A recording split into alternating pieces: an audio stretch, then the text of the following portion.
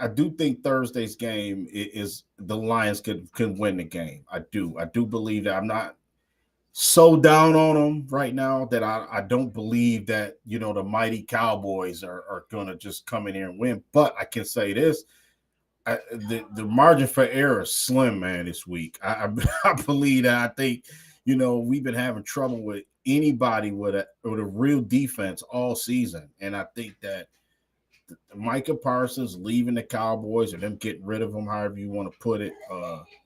I think that was like the best thing for the Cowboys. I think they're a better team without him. To get Quentin Williams and Kenny Clark to go Yeah, I with mean they make your moves. yeah, Yeah. good to go with Osawaga. What And Judea also, what did Clowney. they do? They didn't just say we're gonna keep all these picks and just draft people. Like they took a pick to go get a legitimate player in Quentin Williams too. Yeah, You yeah. know, We did some something shows on Brad Quentin Holmes. Williams. Yeah, Yeah, that's remember not something he's known to do. that's right. Remember we did shows on Quentin Williams, man, and what's the Absolutely. other kid? Jeffrey Simmons for the Titans. Yep. I remember we was banging the table for both them guys, man, a couple years ago, back when we kind of seen this writing on the wall with our team, man. I think Aleem McNeil. Do you think that maybe they rushed Aleem back too quick? You know what I'm saying, or is it just a situation where I think it's matchups, man? Because to me, I think it's hard to expect Aleem McNeil like 3 games back to be his dominant self. I do think he's got to get his footing back up underneath him. He's got to get some confidence, get in game shape. Because I do think Aleem McNeil is a guy that can help this defense this year. You know what I'm saying? I do believe that. I do think he's a wild card as we get into the last 5 games of this season. Okay. Can is this a listen? The Cowboys got the Lions on Thursday. They got Minnesota at home their next game. They got the Chargers at home, at Washington, at the Giants. Hell, they got 5 wins right now. Dallas probably feel like if they win this one, they could make the playoffs. You know what I'm saying? So I think Dallas is coming in, offense clicking, on fire.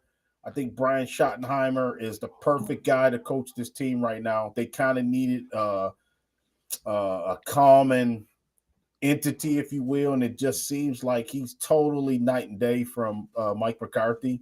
It seems like the players like playing for him. At least I can, maybe correct me if I'm wrong. If anybody out there from the Cowboys nation is watching and they can, see this show, correct me if I'm wrong. It just seems like he's got a better hold on this team, man. And I do think Dak Prescott is more relaxed. I told you the most dangerous thing in the NFL is a relaxed quarterback. I'm telling you. And Dak Prescott looks like no pressure on him right now. You know what I'm saying? He's been beaten to the pulp, saying about the press and people saying he ain't good enough and he's a loser and blah, blah, blah. And all he did, he's just been playing winning football. So you got to give the Cowboys credit. I just hope, the Lions fans, people don't figure like, oh, we beat this team 47-9 last year. And we're going to just go out there and line up and beat them again. I just don't think that's the case at all. You know what I mean? I think that you'll be totally misjudging it if you just think we go. Now, do I think the Lions going to win? I do think this is a game the Lions win this game.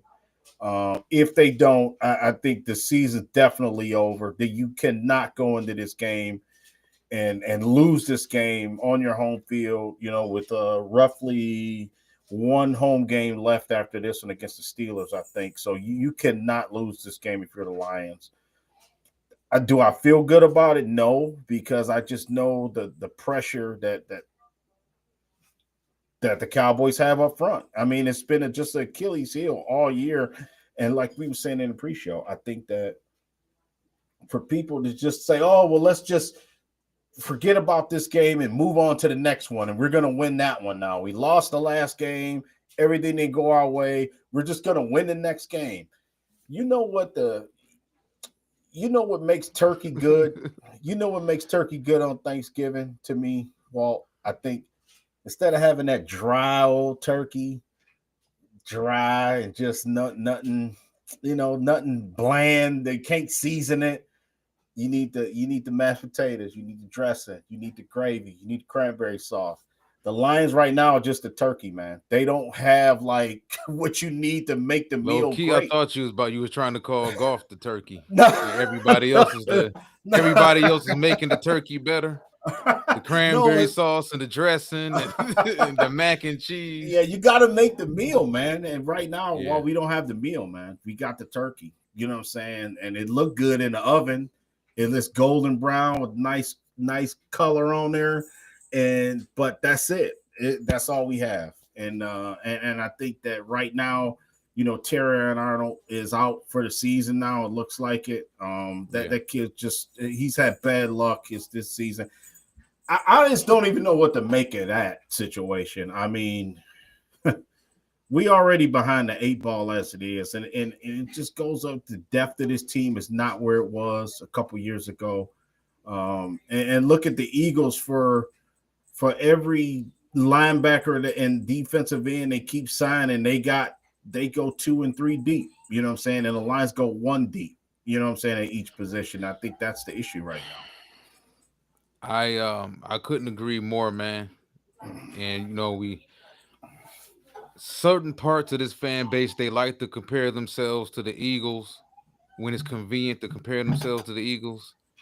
And then when they don't want to be compared to the Eagles, that's when they kind of shy away from the Eagles comparison. Like how the week leading up to the Philadelphia Eagles game, it was all, we're gonna kick the Eagles' ass. They can't score. Jalen Hurts sucks. They haven't seen the offense like ours all season. And they went out there and they held us under 20. Like what four other teams did this season so far. So I think, and we discussed this in the pre-show, the 15-2 with all the injuries last year was probably the worst thing to happen to this team and its fan base. I'm not even gonna say the team, because I think players have more common sense than to think that just because they were something one year, that means they're going to be the exact same, if not better, the next year, without putting forth the get better effort. And I'm not just talking about getting better in practice and in the film room, or even at home, or even with your workout regimens outside of the facilities. I'm talking about getting better overall. And that means the GM gets better. That means the head coach gets better. Not just the talent on the field gets better, but I've always felt that GMs and head coaches, they had to evolve on a year-to-year basis as well. It's not just on the players. And a large portion of this fan base saw what happened last year. This team was kind of riding high. They was hot. They were winning games they had no business winning, and they were doing it with guys off the street. And you notice and not to say Philadelphia isn't blue collar, because the city of Philadelphia, the state of Pennsylvania, it's a very, very blue collar place. Philadelphia, Detroit, New York, like some of these places, these inner city places aren't too different from each other at all. And like I said, when you look at it for what it is, we brag about whether it's the going to work Pistons or the bad boys. We love that blue collar, slept on underdog mentality, almost to a fault. And what it was this fan base bragging about the first 3 years? Oh, we're doing it with grit. We don't need fancy, flashy free agents. We don't need any of those type of guys. We do it with toughness. We do Yeah, it with lunch pail guys. That's fine and dandy and cute when you're rebuilding from the ground up. yeah, But once you're built, it's time to get some better high caliber players. Like the Philadelphia Eagles, they get those type of players too, but they get them in a more way talented physical form. yeah, The Eagles fans don't brag about, hey, we don't need that talent. They all they do is cry over not having enough talent, and look at that roster that they have. yeah, But we brag about doing it the quote unquote right way. And that right way is cute. It'll get you out of a jam every now and then, like it did last season. But how many guys has Brad Holmes pulled in off the street this year that came in and played major roles and saved us and got us into a 2 or 3 game winning streak? yeah, yeah. Look I at think, last season. Look at how we headed into the offseason. Even in listen, Roy Lopez actually turned out to be a decent Yeah, addition. yeah. Roy, all But right. was He he a doing championship caliber addition? No. Was no. DJ Reed ever considered a championship caliber addition? We can go through this entire roster, bro. We talked about Malcolm Rodriguez. You Yeah. know, it was a nice story when Malcolm first got here. The late round guy that was in the service, he cried when he got drafted. He is another guy right along with your boy. They took the injury settlement and could be back Oh, next Hassanian. season. Yeah. Yes, I think this fan base falls in love with those stories too. We like those type of players. Now, did Malcolm Rodriguez get us through a tough time? Of course he did. Yeah. Yeah.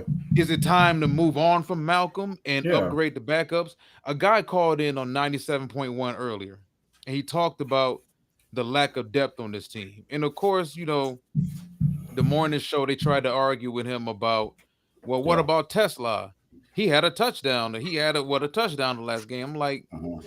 and the guy said the same thing that was going through my brain when the show host had the rebuttal, that type of rebuttal. Well, it took them 6 games to get him another catch. Mhm. That's all. Yep. Yep. And that's, I mean, granted, that's depth. I get it, but the only position group on this team you can honestly say has quality depth is the linebacking core. Outside of that, there's no depth at corner. We got questions about who's going to be the starters at corner. We got safety questions, whether fans want to admit it or not. Yeah. Because you got to start taking that no cartilage in the knee, that degenerative knee type of news serious. Uh, Whether Kerby comes back this week or not, we got to be for real about it. yeah. Same thing with Laporta. There's no depth after Laporta, and Laporta hasn't proven he can stay healthy his first couple years in the league. Yeah. Brock Wright So too. Brock Wright hurt too. exactly, and even Mhm. outside of Brock Wright being hurt, you don't think we can go out there and get a more talented, younger tight end in the draft? Like, we're gonna bring up a lot of players, not necessarily players, but we're gonna go through some of our thoughts on the position groups that may Yeah. be the major areas of need. But you know, for a team that's right there competing, and regardless of how this season ends, I don't expect this team to just fall off next season and No. be a four or Absolutely. five win team at all. Now, No. can it happen? Has the NFL proven that can happen? It Yeah. can happen if you think it can't. You know, like I said, if you're not careful, if you don't continue to run the race, you'll get lapped. People thought, a lot of Lions fans thought that the Bears was 2 years behind us. They showed you that, listen, we can turn this thing around year one. It took this organization what, to year three to get 9 wins? Yeah. And Brad, how about to say Brad Johnson? And Ben Johnson went over there to Chicago and got them 9 wins, and it's looking like he may get double-digit wins his very first year there. Yeah. Yeah. You know? And yeah, I'm sorry. I didn't mean to cut you off. Yeah, No, I, you I good. was just going to add what you were saying. Um, like I just think that the plan, it seemed like a good plan at first. Like what I'm saying, to go back to the 2024 draft, we took Terran Arnold, we took Ennis Rakestraw. I remember on draft night, we kind of wasn't too thrilled, but we say, you know what? Okay, I liked it. Rakestraw at Missouri. He a dog. He kind of like tall and lanky, not imposing, but he would play ball. You know what I'm saying? He would play the position. You know what I'm saying? So I figured, okay, maybe he backed up himself. Brad Holmes, I'm speaking of. Maybe to draft Rakestraw to double down on two corners. Okay, I get it. You know what I'm saying? Maybe he's just getting an insurance policy, which he wound up being right. Rakestraw wound up getting hurt, but what I'm saying is that never materialized. And it's just like the defensive line has been just the one position where it seems like we haven't put enough resources into, man. And I think that it finally come back to bite us. You know what I'm saying? Having just since Charles Harris. I mean, I just can't believe that we haven't addressed that part of that part of the defense is baffling to me. So this year, the way this season ends, I think it's going to be fascinating to see. We're going to see how serious the Lions are about winning, okay? Because if they are, they'll fix what needs to be fixed, man. But I think we're so far behind the eight ball right now because I do think we lack depth. and I think we haven't said that in a couple years. I think we need like two drafts, bro. You know what I'm saying, to kind of get back. No, I agree because you I talking about I don't. making up for 2024 too. Yeah, I don't know. I don't know if you can fix the offensive defensive line, corners, linebackers. Look at all of those positions. I don't think you can fill it in one draft and one free agency. You know what I'm saying? Because um, you know that it's going to be some misses in the draft. Every GM has some misses. Out of 6 or 7 draft picks, maybe 2 of them don't pan out at all. Don't even make the roster or off the team in 2 years or whatever, however you want to say it. But yeah, I mean, just to have elite players at every position is hard. You know what I mean? It's hard. But I do think, do you have to have? I think the problem is, I think when people get upset with Jared Goff and they bring him up, is because I don't think no team is perfect. I think whoever makes it to the Super Bowl this year, it's not, they're not a I mean, because I was even talking to some friends of mine today on my job. I'm like, well, what if Green Bay and Denver made it to the Super Bowl? Which I could see both those teams making it, but if you told me they would get beat in the first round of the playoffs, I could see that too. You know what I mean? I think it's helter skelter this year. Now, I do think Denver has an elite defense, and I do think Bo Nix is far and above better than half the quarterbacks in the league right now. Him and Drake May. I think those two guys are far and above, just ahead of schedule. Just and I was a Bo Nix guy, got laughed at for saying he was going to be good, but it just I what I'm saying is the margin of error when you have a team with limited quarterback play, you better have a dog defense like Seattle.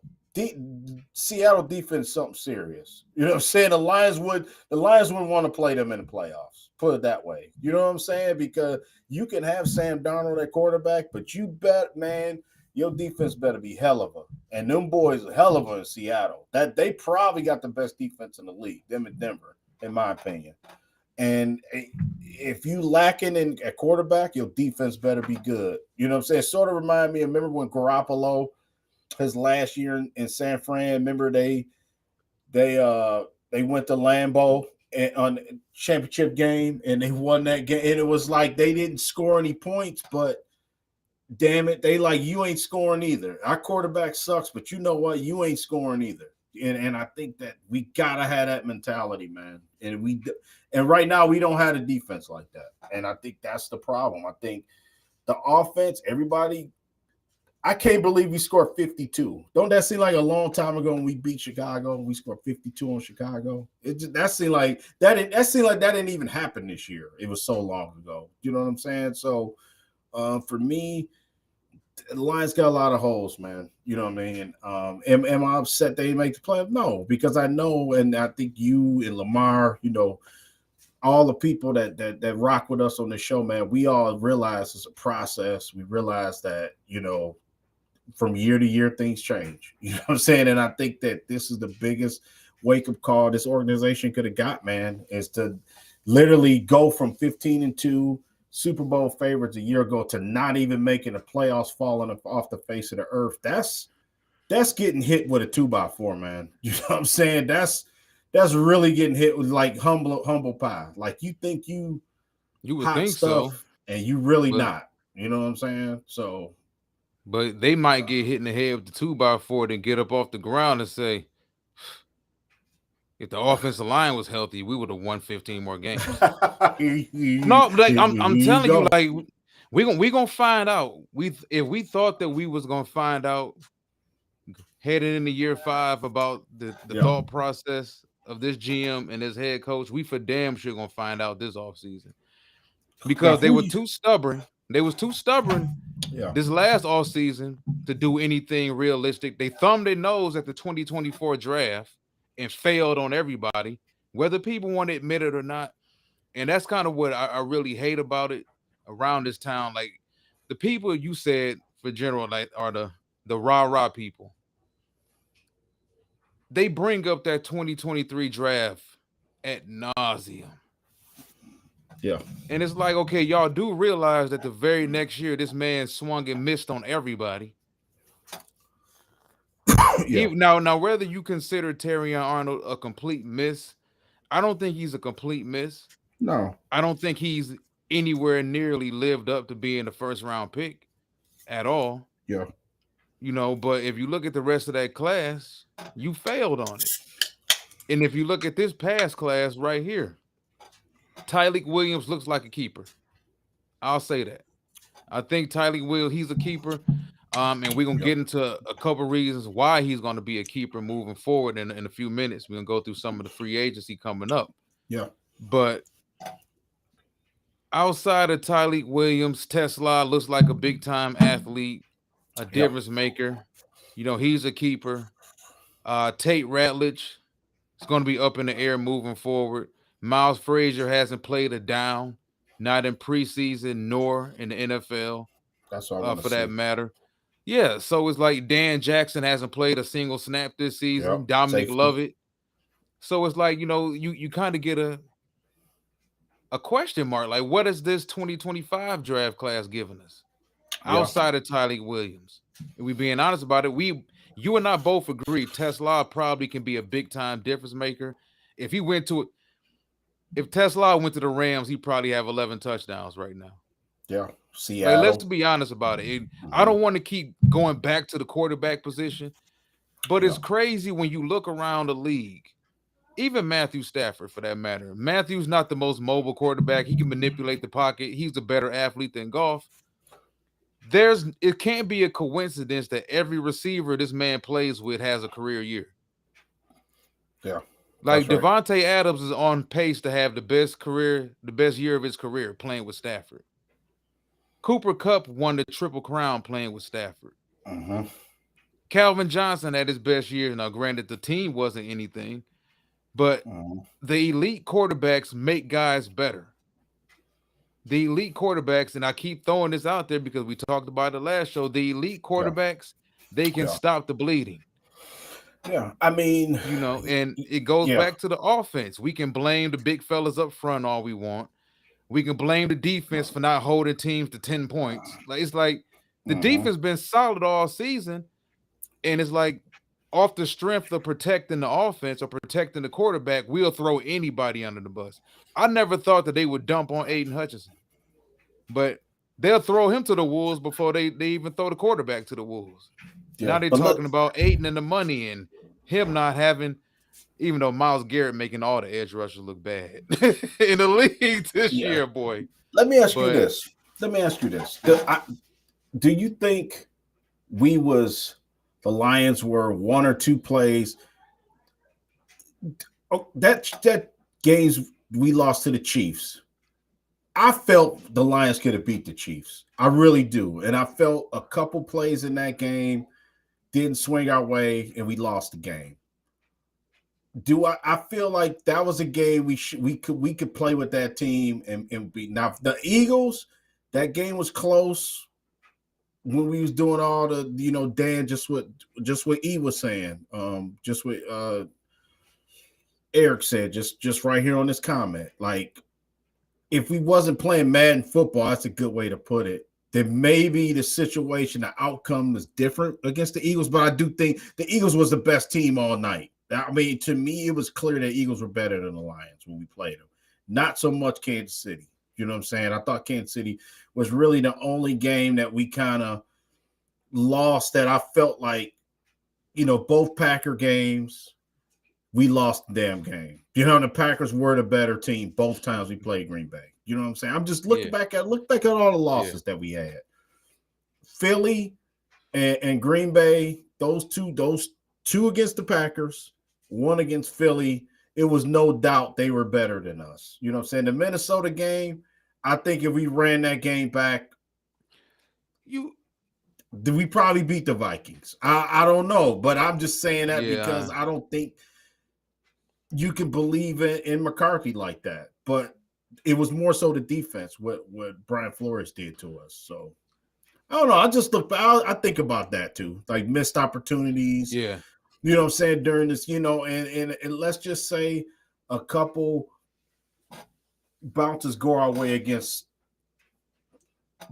Kansas City, we win that game. Forget, I'm not talking about the refs. Please, don't nobody bring the refs up. We're not talking about that. Let's just say a couple of those bounces, Dan makes different decision making or whatever, and we win that Kansas City game. Maybe the season looks different.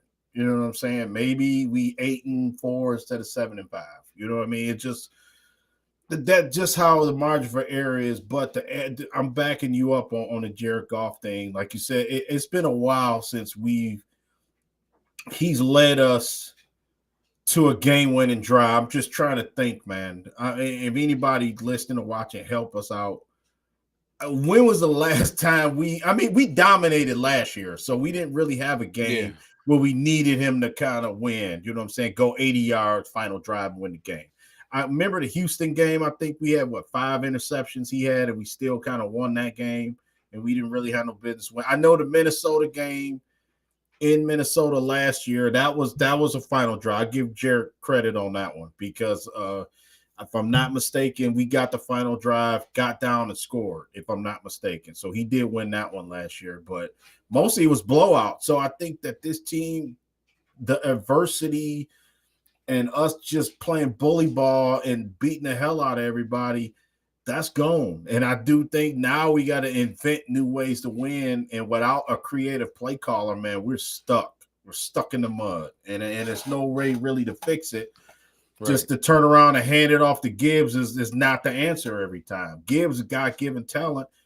And most Sundays, he'll be his man. You know, he'll make the first guy miss. But when you got Edgerrin Cooper chasing you, you know what I'm saying, who can run just as fast, you know what I'm saying, then it's a problem. You know what I'm saying? When you got Jahad Campbell chasing you on the edge, it's a problem. You know what I mean? So, yeah, I mean, I think I can see the Cowboys game going just like that because they got fast linebacker. What's my man Overshown? He super Yeah, fast. You know what I mean? Demarion Overshown. Yeah. So hey, it's a story to every season, Walt, and I totally agree. And I give you credit, man. That's why I rock with you. I love doing the show with you. You said it, and I was like, man, you putting a damper on this draft. You said it, dude. 2 years ago, you said, dude, I don't like the draft. I don't think that it's Oh, what I we. was super. I was. Oh yeah, they hated me after the 2024 Oh draft. man, They I hated remember me. that. I Why are you remember being that. so negative? What you got against Terrion and what like they hated? I'm like, dude, if you look at the draft and the value for what it was, and I said it prior to the day the day after the first round. I said it right there and there. The Philadelphia Eagles got the 2 best corners. Now you could have made a argument for Nate Wiggins, a Yeah, Baltimore, I whatever, wanted Nate Wiggins from but Clemson. Yeah, Quinyon Mitchell was obviously the #1 corner. Like he showed up at the combine, he measured up. He was 6'1", was 6 foot and a half. He was, yeah, I think, 200 even. He ran the sub 4.40. He had the 39-inch vertical. He looked purely real solid and smooth and all the drills and everything. He answered all the questions properly. Like he did everything you needed him to do. yeah. You know what it felt like? And this is what scares me, bro. And Eric, if you still watching, you can attest to this. It the dude is giving me Joe Dumars vibes. Where it's like you can go to the remember we used to talk about players that Joe Dumars passed on, and it's like you took Kyle Singler over this guy, Yeah, but you took Darko over these guys. yeah. Oh, who was another infamous one that he what's my man name? The shooting guard from Duke that he took over Donovan Mitchell. Remember the left-headed white dude from Duke, the Oh, shooting Luke guard that he took. Kennard. Luke Kennard. Luke, like you keep you drafting all these tough, gritty guys to fit a culture, and you passing on obvious talent. Like that's what it kind of gives me is like you. And I remember I talked to a Senior Bowl scout after the draft about Brad Holmes' draft. And that was kind of like, his direction that his whole comment went in was that it felt like the entire 2024 draft, Brad Holmes was kind of typecasting and aiming for certain types of culture players. Mm-hmm. Because there's no way in hell you went to the NFL combine You saw this man damn near run 4.6 Mm-hmm. in Terrion Arnold. And in his race straw, you saw Nate Wiggins run sub 4.2. You saw Quinyon Mitchell run his 4.37. All of these dudes tested out way better than the dudes you drafted, and you walked away from it saying that these guys were the best two corners in the draft. Yeah. So it's like, you can't flush the 2024 draft down the toilet Mm-hmm. because it happened. But like I said, it just feels like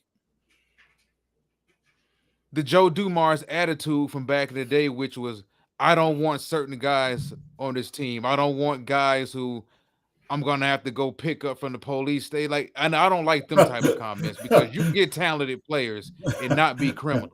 Yeah. But that just means that you going for all of these, right? You going for all of these choir boys. So you're not drafting talent, you drafting the character. And I get it. Yeah. I get it. Character I'm, matters too, bro.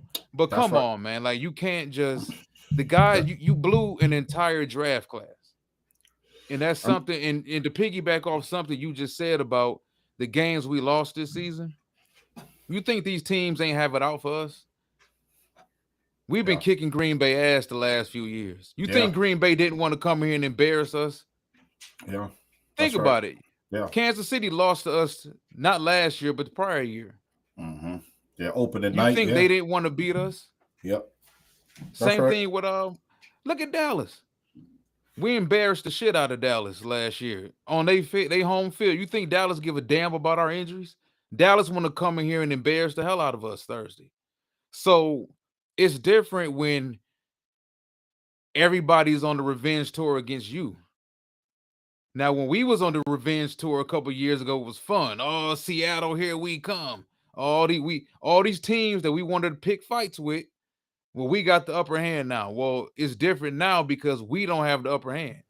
So Mm-hmm. the And I elite told you. teams, the best of the best, they find a way to still get these wins. They don't fold in these situations. Yeah. Just what you said, man. But I do think that it is something about being an underdog. It is, man. And like you say, you can sneak up and teams can underestimate you. The media can underestimate you. A fan base, a fan base can underestimate you, but you know what I mean? But when you're the hunted, like I said, how you gonna respond? And I do think I'm just looking at the depth chart. Okay, I'm gonna just tell you it's been three guys that I've been okay with. I would rock with them. They can be on my team, but I do think they depth guys, not starters. Okay. It was funny you mentioned Roy Lopez because that was the guy I was going to mention too.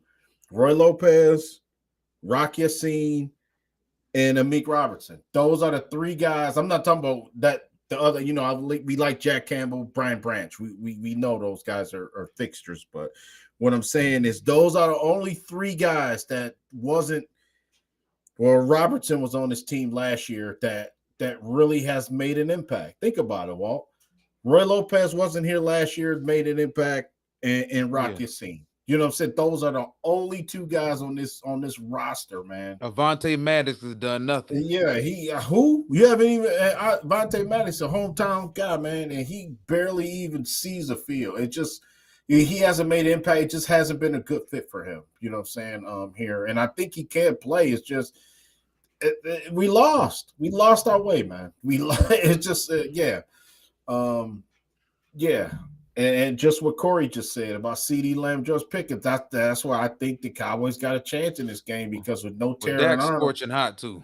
yeah, them Like boys they, balling, yeah. man. They playing good ball. They really are. I give teams credit when they're playing good ball, and the Cowboys got just a chance anybody to make the playoffs if they win this game. So they got a favorable schedule. I just read it to you. They got Lions Thursday. They got Minnesota, the Chargers at home, at Washington, at the Giants, their last two games. So Dallas is super motivated to come in here and win, man, because they got a situation where they can make the playoffs if they win 4 out of 5. But okay, let's do. What about you want to do? Keep them or get rid of them. You want to do that segment? Oh, you want to go through the You want to do that real quick? You want to go through the free agents real quick? Yeah, let's do that and see where look at the dude. If you look at our offense, you look at the injury report, it's scary, bro. It's Yeah. scary this week, Kobe, on offense. Khalif Raymond's out, Brock Wright's out, Graham Glasgow's out. St. Brown is questionable. So now just say if St. Brown don't play, we got Tesla and Jameson Williams, Tom Kennedy, Dominic Lovett at receiver. Okay. Then remember Brock Wright is out and Sam Laporta's out. So now you got Dwelle and Ferkser at tight end, right? So okay, good luck with trying to complete a short pass. So to me, this sounds like a slow the game down. The Lions going to need to slow Dallas. I'm just glossing over the game plan. For me, I'm running the ball 40 times. You're gonna have to win this game and keep Dallas off the field because we can't outscore them this week. It's no way. We scored 47 against that team last year with all our weapons was intact. Now we got one guy we can really count on. You know what I'm saying? So it's going to be a situation where we got to run the ball because we're going to be in trouble. But I'm sorry, Walt. Go ahead. I mean, cut you off. No, you're right, man. And it's crazy that we have all this offensive talent. Well, it's all not healthy right now, but for the most part, when we healthy, we have all this offensive talent, and we're still not built to come from behind. Now that once again is an indictment on the quarterback. Because you would think that an offense with Jahmyr Gibbs and David Montgomery, and we can argue how much tread David Montgomery still has on the tires, but you got Jahmyr Gibbs, David Montgomery, Sam Laporta, Amon-Ra St. Brown, Jameson Williams. You would think that an offense with that much talent would have no issues coming from behind. We fall behind 11-0, it might be curtains for our ass. Like and that's what's sad about, the whole situation. And I text you during the Philadelphia Eagle game, like during the first half, like it was a 9-3 game, 9-6 game, and it felt like we had no chance to win. It felt like it was 40-0, dude. It was like we had no chance. No chance. The Green Bay game felt helpless. Yeah, and I agree. To Lamar's point he made earlier in the show, we got. I don't like if you had. I consider wide receiver depth 5 to 6 guys that you can go deep. This team don't go 5 to 6 guys deep. Once you get past St. Brown, Jameson Williams, and maybe Tesla, there's nothing else. Like Khalif Raymond is not a legitimate NFL wide receiver that you depend hurt on. Anyway. He hurt. Right, but he's another guy that they love on the team. Yeah. And that goes back to what we keep saying. Like, they got 3 really good wide receivers, at least talent-wise, but they don't even know how to damn use them. Like, you've had Jameson Williams for 3 years now, 4 years, and you still can't figure out how to use him. And then, Sam Laporta, and we can use this to transition over into free agency too, because I want to go through a few names real quick. Some of the guys who played the most snaps for this team so far this season. You got Alex Anzalone. We talked about him briefly in the show. He's played 97.9% of the snaps this season. They can void his deal. DJ Reader's played 53.5% of the snaps this season. They can void his deal.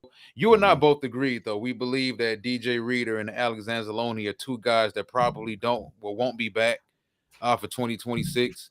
Amik Robertson, I think, and he's another guy that I think is being forced to play out of position, out of need. Yeah. In a perfect world, Amik would be my nickel. Yeah. And I would have 2 legit guys on the outside, and he would be my nickel. Or, Terry and Arnold would, in the ideal world, be the nickel. But let's be honest, Amik been here for 2 years now, and you can make the argument he's been our best corner. Yeah. And as Lamar would say, that's pathetic.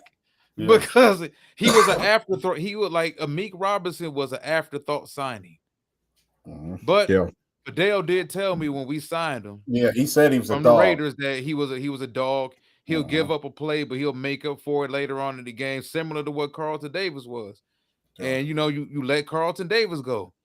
You didn't get better with DJ Reed. Like Carlton Davis is over there opposite of Christian Gonzalez playing good football. But you didn't Yeah. want to give this man 16 mil. You didn't want to give him 15, didn't want to give him 17 for sure. So, Yep. this is a team that if you look at the free agency right now, Josh Pascal, 27-year-old unrestricted free agent. Marcus Davenport, 30-year-old unrestricted free agent. Khalif Raymond, 32-year-old unrestricted free agent. Like these are guys, especially Raymond. Now, if Yeah. you want to keep him around because he's a quote unquote culture guy, whatever it may be, Yeah. that's kind of stopping you from getting better at certain positions. But Grant Stewart, unrestricted free agent, everybody was in love with him after a couple plays in preseason. Dude has played 1.8% of the snaps. Yeah. Daniel That's right. Thomas at safety. Al Qadim Muhammad been missing in action I the haven't last six seen him since the games. Baltimore game. I haven't seen El Qadim Muhammad. Where's he Look, at? You listen. seen him play? I haven't seen him play. No, Zach Cunningham played 2% of the snaps. He won't be back next season. Zeke Turner, Tristan Colon, like Rock Ya-Sin, and you brought him up. He's probably the only one free agent signing. And to me, that's an even bigger indictment on Brad Holmes Yep. right there. Even the free agents that you bring in, that you find to be quality, solid culture guys for value. None of these guys are even living to see a second contract with us. Yeah. Because they not anything worth a damn. Avonte Maddox had a good little run with Philadelphia a few years ago. Yeah. Then it got to a point where dude couldn't stay healthy for anything. I think we were probably his last stop anyway. So I was never really that excited about the Avonte Maddox signing. But Yeah. even your signings from other teams aren't sticking around, man. Like, Yeah. it's Tom Kennedy been on the practice squad, off the practice squad, on the roster, off the roster. We mentioned Malcolm Rodriguez, Tyrus Wheat. Like, this is a list of free agents that you want to be honest about it. If none of those dudes came back, I wouldn't give a damn. I'm just being like Lee, and I didn't even mention Levi. Didn't even mention Levi, bro. If none of those dudes come back, I wouldn't give a damn. I honestly wouldn't, because none of these dudes are helping us outside of Rock Ya-Sin. Listen, DJ Reader, we talked about potentially DJ Reader's body was already breaking down when he was with Cincinnati. He gave us one good year last year. I think they kind of leaned on him. The plan was for DJ to give us 3 good years. But they suffered so many injuries on the defensive line that they had to bleed the shit out DJ Reader, bro. DJ Reader was running on 3 flats by the time they reached the end of the season. Now DJ can't give us nothing right now. So like I said, Roy Lopez, I give it up to Roy Lopez. He's been a solid addition. Yeah, he has. But Davenport, Pascal, Grant Stewart, Daniel Thomas, Al Qadim Muhammad, Avonte Maddox, Coyote Awasika, Kyle Allen. We ain't even talk about the quarterback position. Oh my God! Wait a minute. I heard Kyle Allen was the best backup in the league. I heard that because of preseason he had. It just a lot of people, they wanted Hooker gone so bad they would have said anybody was good. The Lions could have signed Ray Caruth as the backup quarterback. And they would have made a case for, he's paid his debt to society. So. Yeah, just what Corey said. Corey said you could tell by the names of the practice squad guys. Yeah, Tristan Colon. What's his name? Tristan Colon. Man, it could have been Tristan Perfume. I don't care. I've had enough, bro. Like this season, I told Lamar the same thing. I think a few days ago. They might have needed a setback season like this because me and you talked about this. That's right, E. And we talked about, hey, listen, we tried to warn the fans about this potentially happening this past offseason. Yeah. This team may take a step back to take 2 steps forward, because you and I both agree if they nail the 2026 draft, this team gonna probably be the best team in the league next year, possibly. Yeah.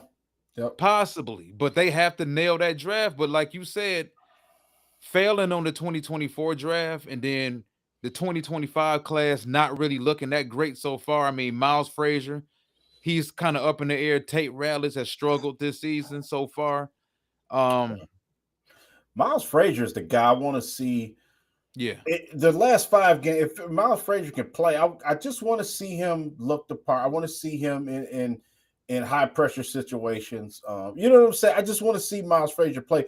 What can you lose? You're not going to lose anything. Hell, the offensive line been less than average all season. So put him out there. You know what I mean? That's all kind of that's for me. That for the rest of the season, I want to see how he reacts because I want to know, is he going to be a guy that challenges for a spot next year? You know what I mean? Depending on how we draft. You know what I mean? What I looked up. You got me. Turned me into a scout. So I've been looking at some centers here, and I think center is a big. I didn't care if Frank was coming back. I'm still drafting a center this year. In this draft. Draft talk, y'all. So we transitioning over to the draft now. So there's a couple guys that I do like. I like Connor Lew, 6'3", 300 pounds from Auburn. He's rated the seventh offensive lineman in this draft coming up. The other kid that I like from Bama, Brailsford, he's a little bit down on the list though. He's 22nd on the list according to Draft Buzz right now, but he's a little bit undersized, 6'2", 290. I don't want no little guys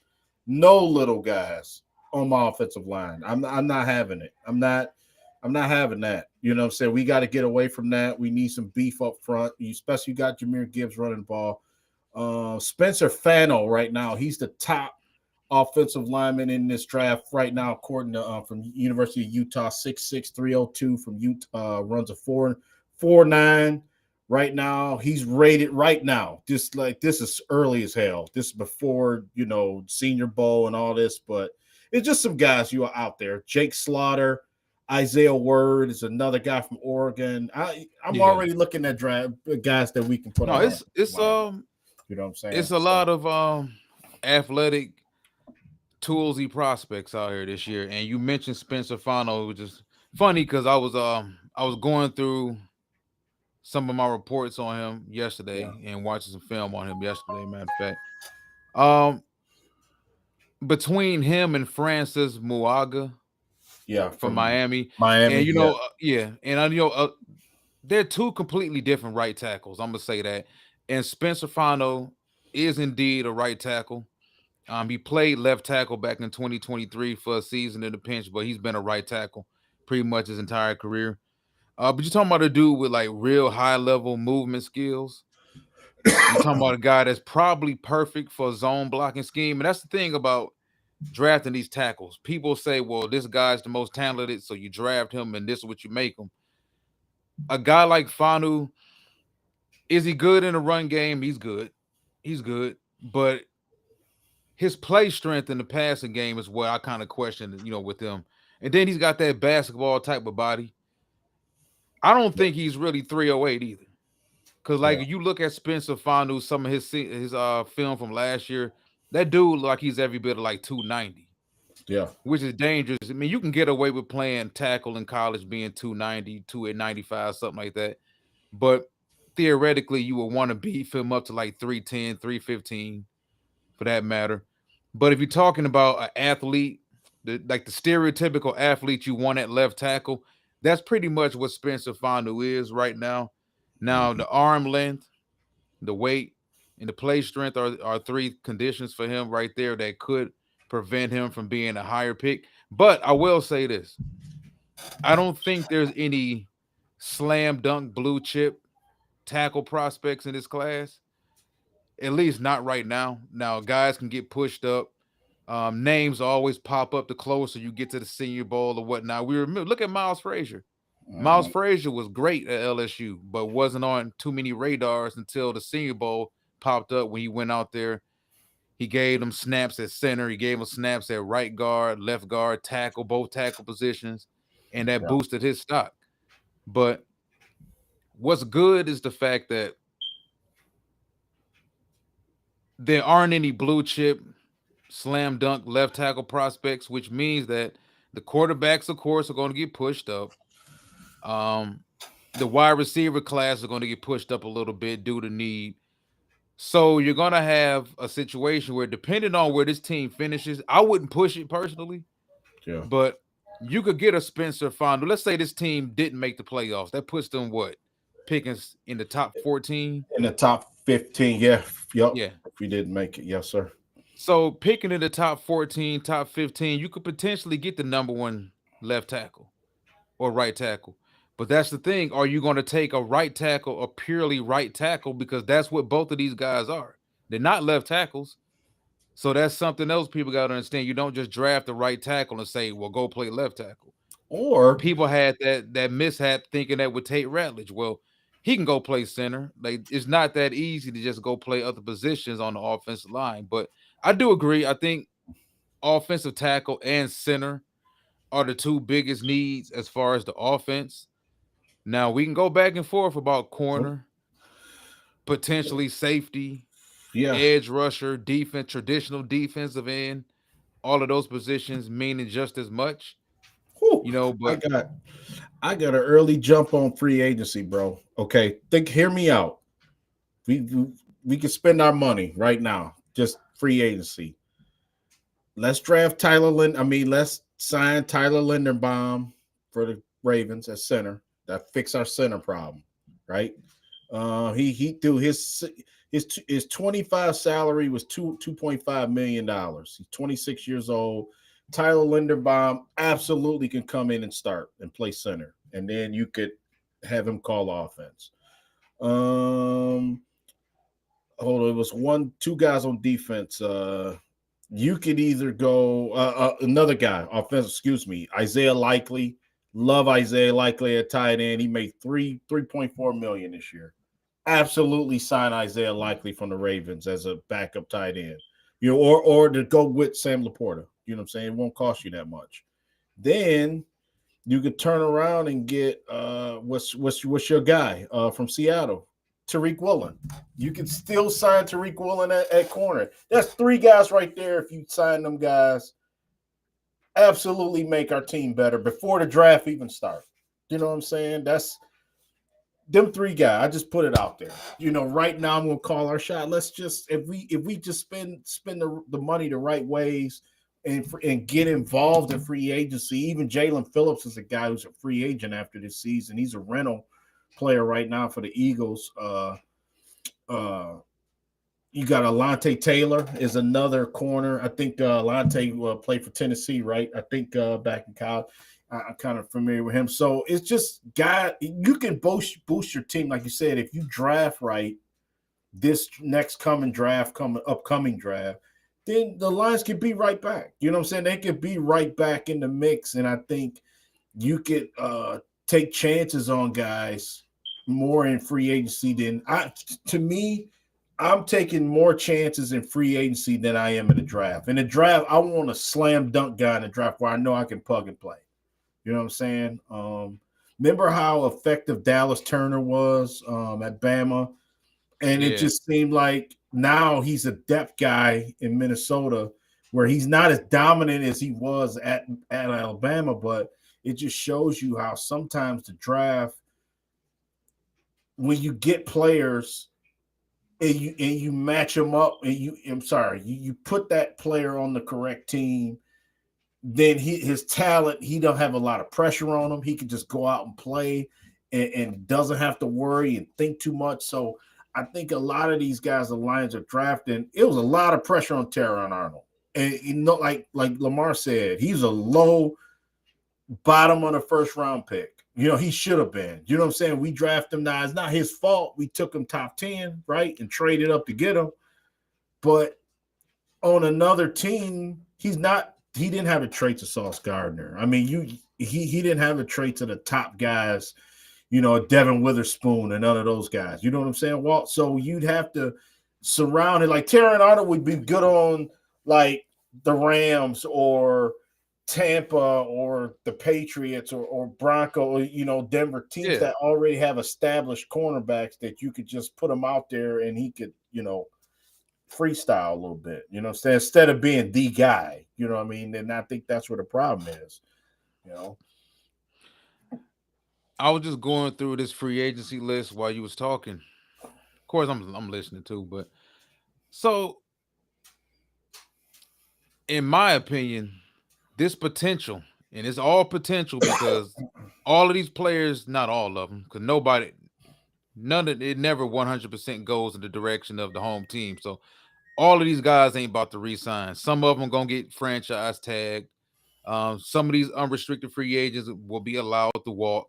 Some of these contracts are available to be voided, but they can really get right. I like this free agency class better than last year's. Yeah. Yep. They can get real right Yep. without having to spend a lot of money. Now, what Brad Holmes and his team considers a lot of money, that's neither here nor there. But you look at guys like, and there's still some younger guys out here. You're looking at guys like Kwity Paye with the Yeah. Indianapolis Oh yeah. Colts, Quay Oh yeah. Walker. Yeah. Even though Quay Walker hasn't played Underachieved. as well as he did his rookie year, but that's still a young guy with a ton of talent. Greg Newsome in Jacksonville, they have the ability to void his contract this season at the end if they choose not to bring him back. Now he got Like traded from there's Cleveland, right? Didn't he get yeah, traded from Cleveland? Okay. yep.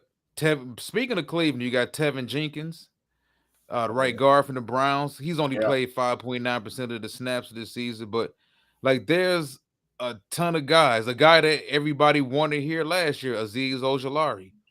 He Mhm. hasn't done anything for the Philadelphia Eagles this season. He's only played 9.3% of the snaps. Stay hurt But though. Yeah.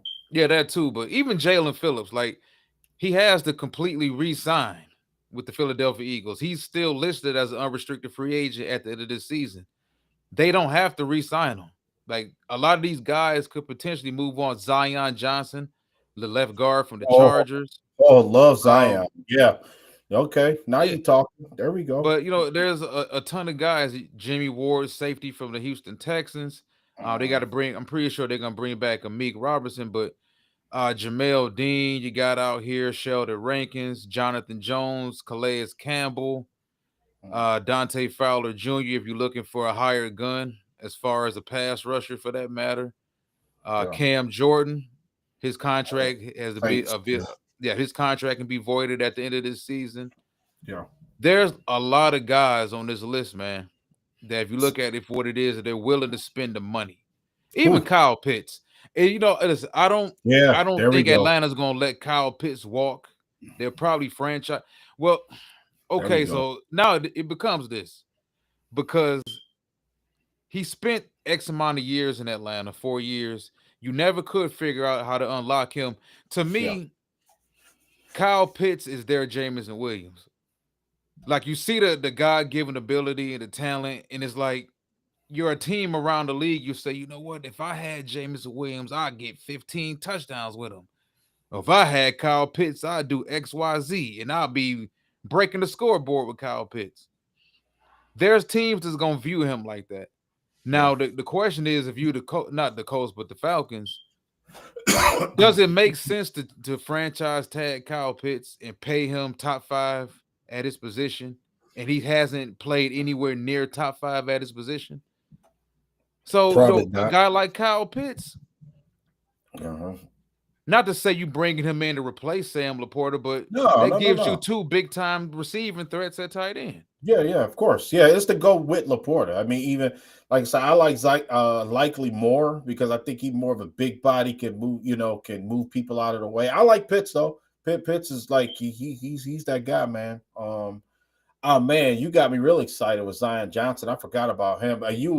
You would think he may be the odd man out with the Chargers because their offensive line is pretty set over there. You know what I'm saying? But yeah, the thought of Linderbaum and Zion Johnson on this offensive line would be really that's it right there. Now you talking.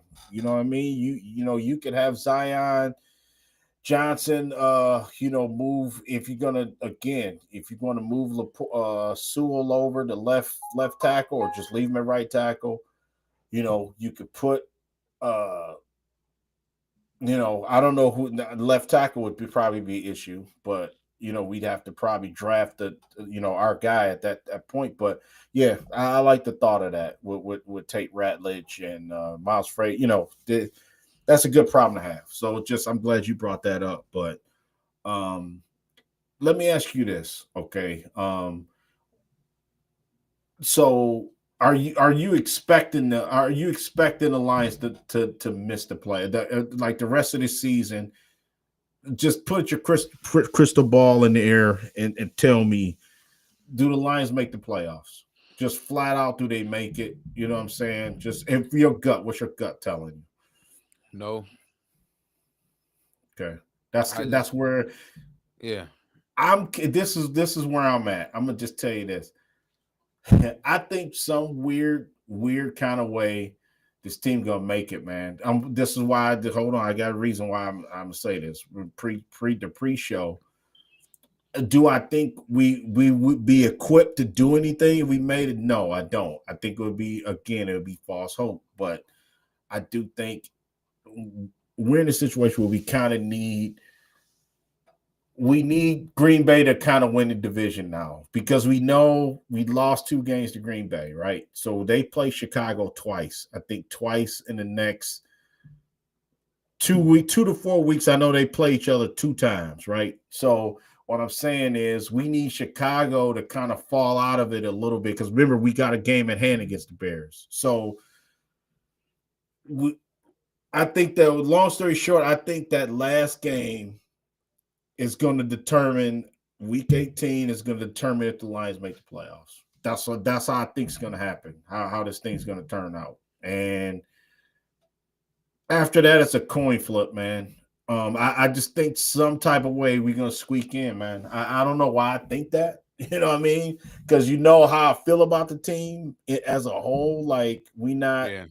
playoff material at all this year because it hasn't went our way. But I think they got some fight left. I do. You know what I mean? And I think injuries aside, coaching deficiencies aside, quarterback aside, play calling aside, I think something's going to break their way with one of these other teams. You know what I'm saying? Just by default, like you know what I mean. Somebody's going to start losing some game. I'd be shocked if the Bears finish 13-4. You know what I'm saying, or something like that. I could see Green Bay kind of winning. I think Green Bay's got Baltimore. I think the last game of the season. I don't have it in front of me, but I can see Green Bay going on a run more so than Chicago. That's just how I think. So Yeah, I don't think they make it. yeah, Um, it's as bad as they play, losing 4 out of the last 7 games. yes, Um, terrible. the offensive line's been bad. Golf hasn't been good. They've been struggling to. They were never really a big play offense, like a quick strike offense in the first place. Yeah, They were about, kind of the paper cut, death by 1,000 paper cuts. It was the 12, the 13, the 14 play drives. Now they're not getting those anymore. They're also not getting any short fields because they're not creating any turnovers. The that's red right. zone offense is still bad. The red zone defense is still bad. And then That's you right. look at the teams that they playing right now, they hungrier. We talked about Carolina. There's Mhm. Carolina's playing better right now. They playing hungrier. People around here talked all the crap that he talked about Caleb Williams and Ben Johnson, this and that. Well, Caleb Williams was a number 1 overall pick too. And he's got like big time ability, arm talent, mobility. He Mhm. can make anything and everything happen on the field. And when you have that type of quarterback, it keeps the window open and it keeps you in that realm of winning a little bit longer, even like for the one season for this matter. Yeah, Um, you kind of when you're in a situation where you're playing bad, this is why I don't like hearing fans talk like this because you don't feel not necessarily you, but I've heard a lot of I know fans what on the you're saying. radio. You don't feel like the team is going to make the playoffs because they're playing damn good football.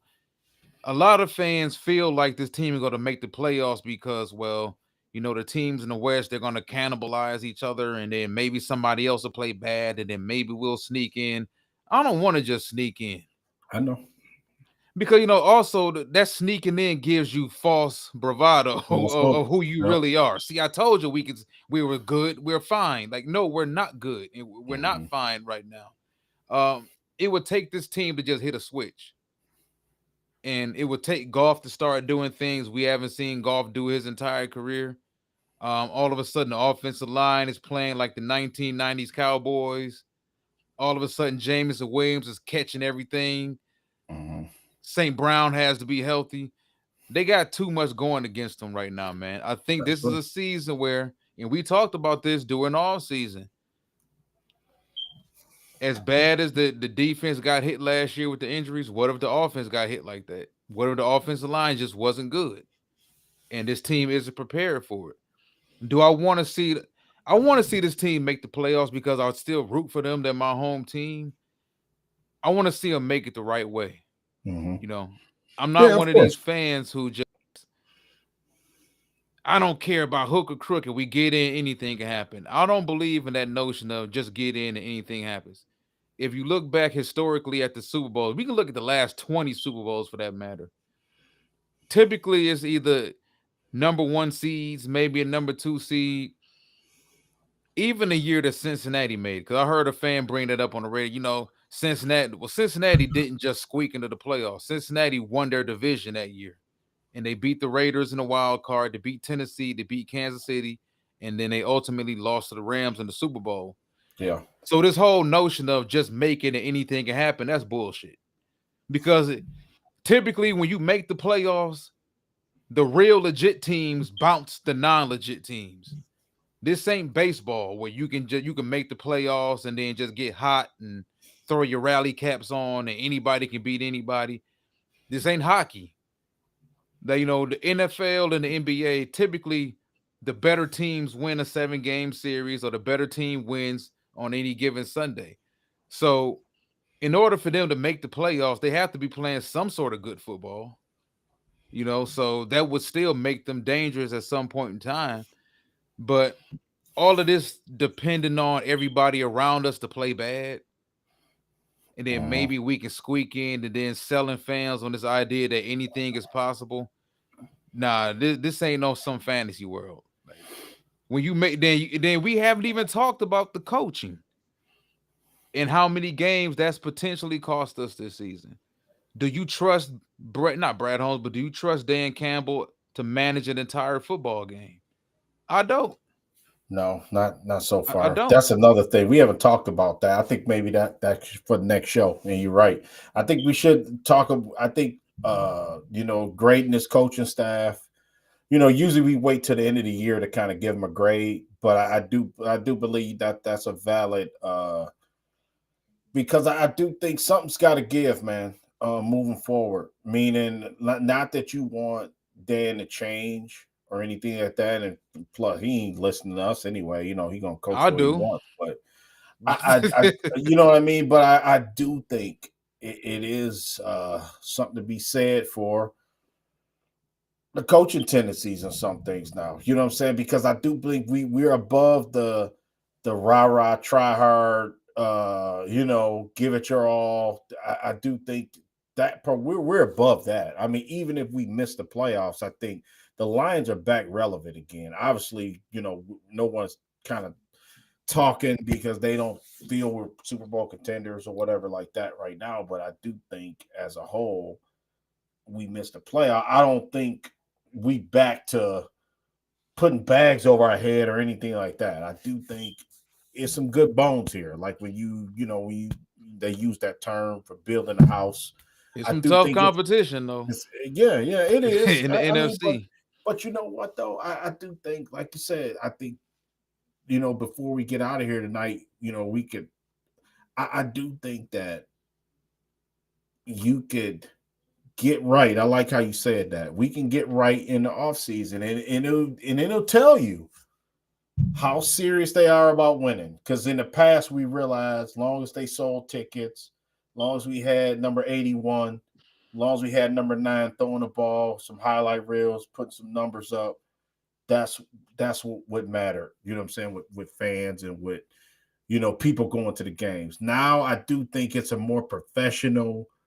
They care about football. I mean, I do believe that. I mean, in my heart, I do Yeah, believe that yeah. this organization now cares about winning So it show you in what degree. This offseason, I think is the perfect storm to not make the playoffs and not to lose all that glory that we had. We hung two banners up for winning the division 2 years in a row. Now we didn't make it. I mean, that's like I said before, it's like getting hit with a 2x4, man. Now, are you gonna wake up now? You know what I'm saying? Let's wake up and let's build on what we already have. So you can tell that they want to build because I think you paid Aiden Hutchinson, you paid Kerby Joseph, you paid David Montgomery a couple years ago to kind of stay and stick around. You know what I'm saying? You paid Jameson Williams and and Lee McNeil, and so it shows you that they are committed to an extent. But what degree are you going to go all? Is everybody going to get out of their comfort zones now? Is Campbell going to get out of his not comfort zone, but go to more conservative not conservative, I don't want to say conservative, more better in-game decisions? Because man, to me, I've been really can't believe some of the decisions, man, we've made like the last 3 or 4 games, man. It's ridiculous, I think he's, and I hate saying this because it's gonna sound horrible, Yeah, but there's something about his temperament that I think is bad for this team too. yeah. He's too, like, his coaching is too volatile. Like, as far as his game management is too volatile. And as a head coach, you need to be that even keel, calm hand throughout a 4-quarter game. Your players got enough going on as it is. They don't need their coach being emotional too. They don't Yeah. they don't need their coach getting in the pissing contest with opposing coaches that don't give a damn. It seems like sometimes in these games, like the Philadelphia game, the Dallas game from a couple years ago that we lost with the controversial Dan Skipper Yeah, call, he went for it's four like he be times. competing. It's like he be competing against a coach that's not competing against him. Like, as much as everybody makes fun of Nick Sirianni Yeah, on national television, he allowed Nick Sirianni to take a step back and allow the opposing coach to be made fun of. Like, that was kind of embarrassing too. Like, that was the first thing Nodat said. He had a post on Facebook, and that was the first thing he said was about that 4th down and 3 call. yeah, Like, throwing caution to the wind and going with your gut. That can't be a form of game management. yeah, I'm rolling the dice. I'm going for it. Damn, crapped out. We'll get them next time. Like, no, like, that's not. yeah. If you would have managed the game not like a maniac, we would have beaten the Eagles. For they 1 for 5 on 4th down. I think 1 for 5 in that game, 0 for 5, something like that. And Yeah, we talked about, remember, year 1 and year 2, how, well, once they get better players, he'll stop. We talked about that. yeah, yeah, They got better players, and the man hasn't stopped. So, yeah, and and we got to listen. We got a whole lot to discuss when yeah, it yeah. comes to the Coaching team. staff We is ain't next even because get I a think chance to. Yeah, we ain't even get a chance to talk about like some of the guys, because you can't. I don't think it's financially feasible yeah, to really go ahead and re-sign everybody. But we didn't even really get an opportunity to talk about some of these players on the team right now that might be maxed out a little bit and may not deserve a top 5 contract at some of these positions. And listen, I love St. Brown. He plays a very physical style of football. mhm, He's not a quick, explosive guy that gets open a lot. There's a lot of physical contact with him. yeah, He's been beat up this season. yeah, Kerby Joseph has gotten paid already. He's got a degenerative knee. That knee ain't getting no better. There's no surgery that's gonna make that knee better. So we have to start having some uncomfortable conversations, yeah, about some of these players. Like, Brian Branch. How much are you going to pay Brian Branch when it's time to pay him? Gibbs, yeah. Jameer Gibbs, yeah, yeah, he's your best offensive player, yeah. at least He'll skill be. position wise. He is. So how much you gonna pay this guy? Like, Who's his agent? I wonder who Jameer Gibbs' agent, because this what I would do. Like, his agent. I'm gonna play devil's advocate here and say, listen, after this season's over, my guy's going to lead the league in touchdowns again. He's already got 13 total, I think. Last time I looked at his stats, 1,400 something yards total. Y'all got to pay my man. My client ain't stepping on the field next year until y'all pay my man, because running back life expectancies are short in the league, and he's been doing it for 2+ years. Y'all got to come to the table and pay my man. You know what I'm saying? So that I'm just saying that, what if it's a situation like that, which could happen during the off season, going into training camp. You hear Well, rumblings he's sitting out because, I mean, I he don't. on the I don't contract. think that'll happen because we haven't had anybody sit out. Alexander Zaloni kind of powdered a little bit, but he Mm-hmm. eventually showed up. But that goes back to, like, listen, even the running back position. That's a position I think. Well, you and I both said we kind of agreed that they should take a running. They should have took a running back last year. But there's not much depth. David Montgomery. You mentioned it. Which game was it? Was during the Philadelphia game. You mentioned it. He doesn't look as explosive. He was never really explosive, but he doesn't look as explosive the way he did not even 2 years ago. Mm-hmm. This is a guy that was beat up a decent amount with the Chicago Bears. Yeah. He's been nicked up a decent amount with us. Hasn't missed a ton of games, but you can replace David Montgomery's style of running back Yeah. in the draft with a big physical running back. Mm-hmm.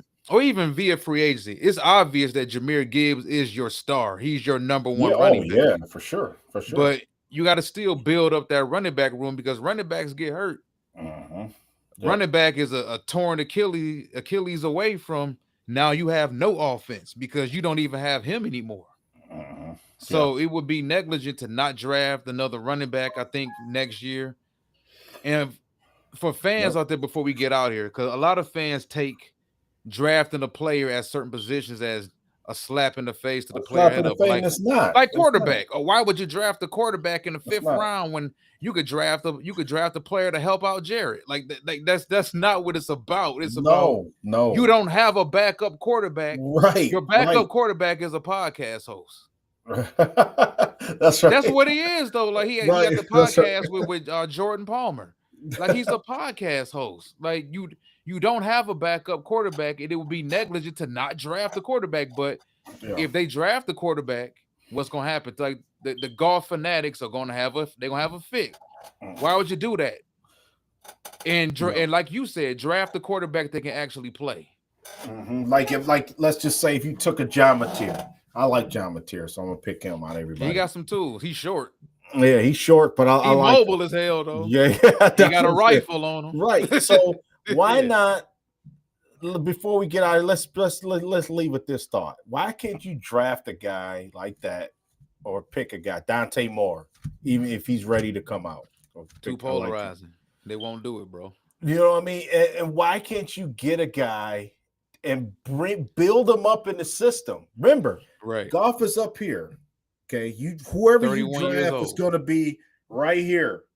They're not up here yet. You know what I'm saying? They're not there. So that's not making this guy Jared Goff. It's not saying that he's not good, or we just because you drafted this guy, he's got to make the steps to get to that point. So why not? Let's start the process right now. You know what I mean? Start the process so when his numbers call 2 years from now, he's ready. You know what I'm saying? A real starting Bro, quarterback. they'll take offense. They'll take so much offense to that. And it won't, it for damn sure won't be a quarterback with talent. Yeah, Like a John Mateer, bro. Like, and people have seen John, like John, to me, he came from Washington State, had a pretty good start to this season with Oklahoma.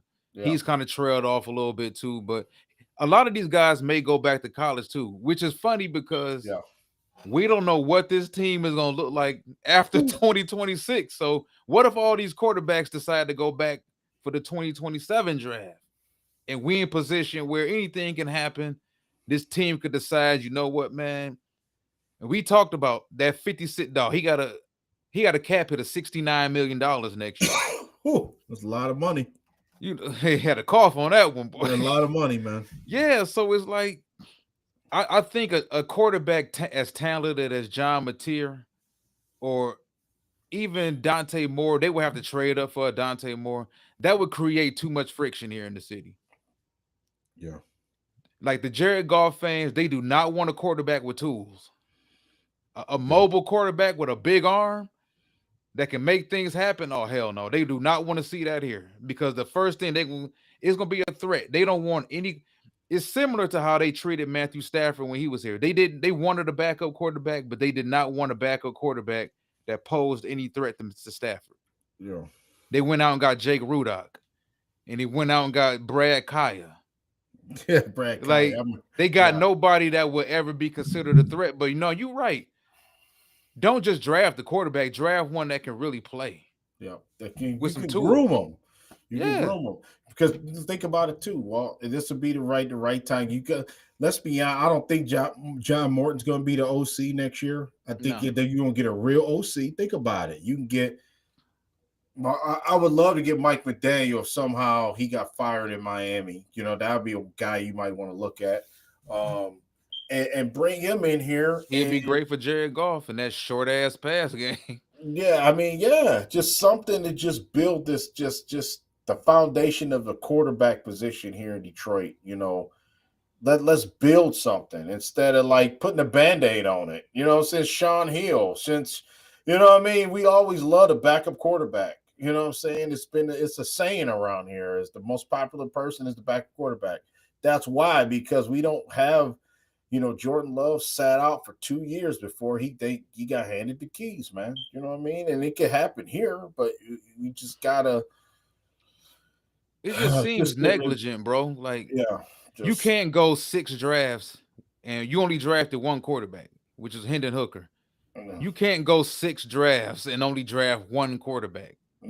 yeah, Like that don't even sound right. Like yeah, if you're thinking about the next 6 years, you yeah, better draft the quarterback this year. yeah.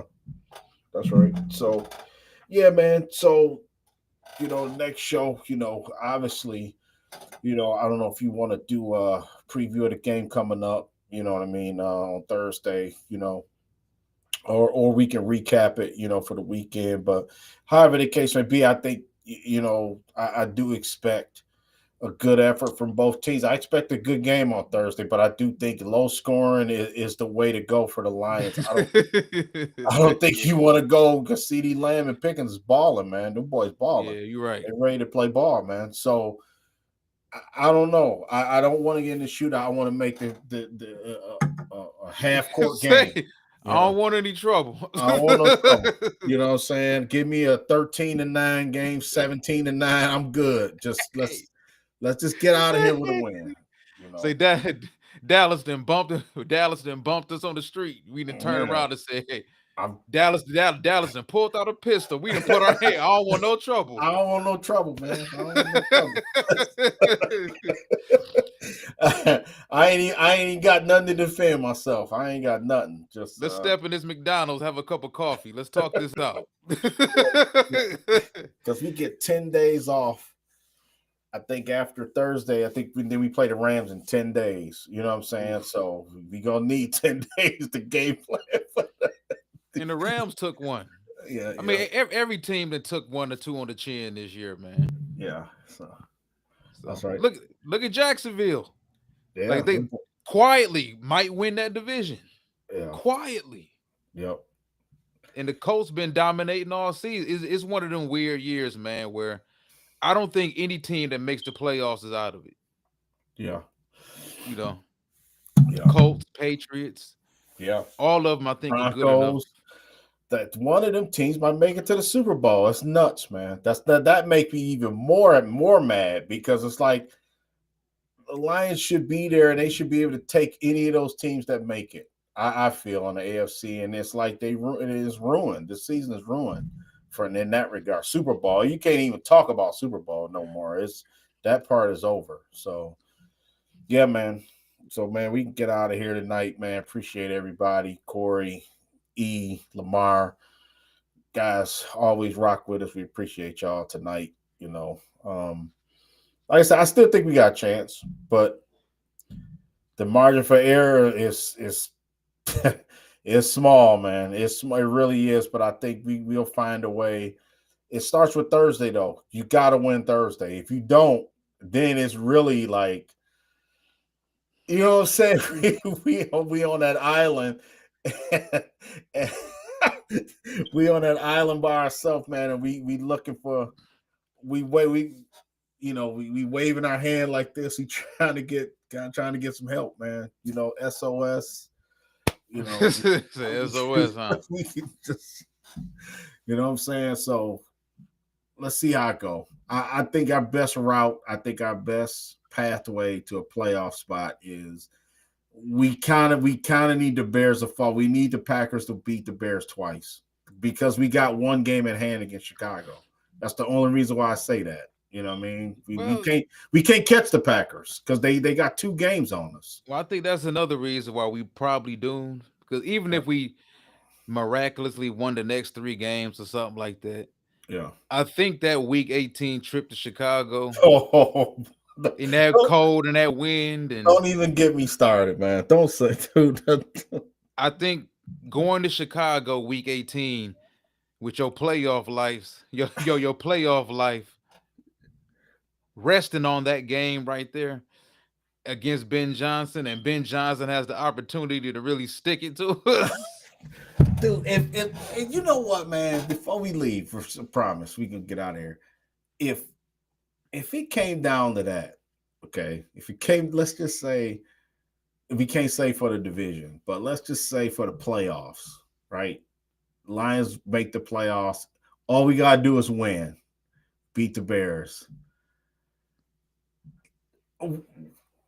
Percentage wise, what's your percentage in believing that we can win that game?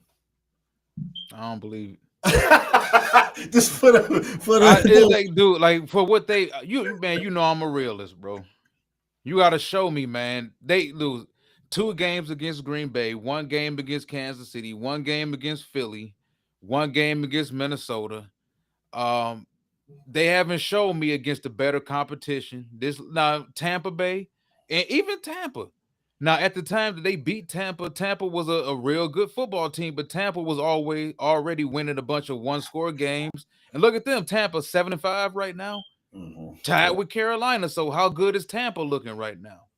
yeah. Like the playoff teams that we played this year, they all beat us and held us under 20 points. So that's not a good look. The If I Commanders was, game didn't impress me, bro. The Giants game disturbed me yeah, because we being honest about it, it took Jameer Gibbs 2 solo home runs for us to win that game. So it's like we was no, like we didn't deserve to beat the Giants. We really didn't. And people yeah, got fooled by that Commanders game. yeah. I just I don't see it, bro. I think this is a year I think we need this. I think we need another elite player. Do I want to see us picking in the top 15? No, I don't. But if it means we're gonna get another blue chip player, does it mean that we could possibly move a player this offseason, pick up an extra draft pick here and there? Yeah, I'm cool with it because we're talented enough where we're not going nowhere. I don't think we just gonna fall off next year. I Nah, think we're gonna still be a damn good football team. But if we don't make the necessary moves in free agency, not just the draft, but in free agency, and you hit the nail right on the head, bro. Tyler Linderbaum is the number one rated. He's going to be the number one rated center in free agency. You had the opportunity to sign the number one center in free agency last year from Atlanta, and what happened? Joe Dolman, I think. Dolman, Um, yeah, went to Dolman. He went to Chicago Chicago, yeah. for $12 million a year. So you have the opportunity Peanuts. to really upgrade your team this offseason. Um, if for lack of a better phrase, you don't bullshit around. Because, like I said, this league will pass you the hell by. You don't want to be a flash in the pan organization. Remember Jacksonville? Yep. What year was it when they got it was Blake Bortles' second year in the league? And Jacksonville got all the way to the AFC championship game against New England Yeah, wasn't it and who lost. was the receiver? The top five pick had all kind of problems. Or Justin Oh yeah, Blackman. well, yeah, Blackman had been gone, but I think it was Mike Sims Walker. Um, AJ Boye was on that team, Jalen Ramsey, Miles Jack. Like they had Okay. a ton of talent, Yeah. but that Jacksonville Jaguars team peaked. They lost in the AFC Championship game to New England, and we all thought Blake Bortles made the Pro Bowl that year. He had 30 plus touchdown passes. Everybody thought Jacksonville was going to go back, Mm-hmm. and they never went back. So, Yeah. like it said, you can't take success for granted in this league, man.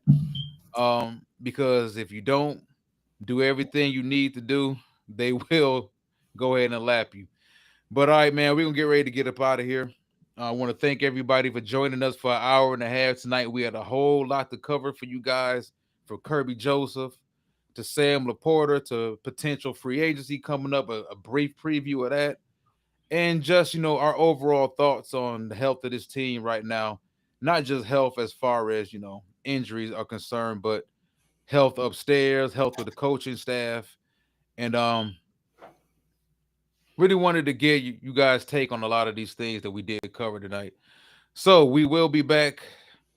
Join these people Thursday night, either before the game or after the game, and Yeah. hopefully we can break down a win. And if we not breaking down the win, all hell might break loose in this town if we break it down the loss. Another Mm-hmm. one. So till next time, one pride.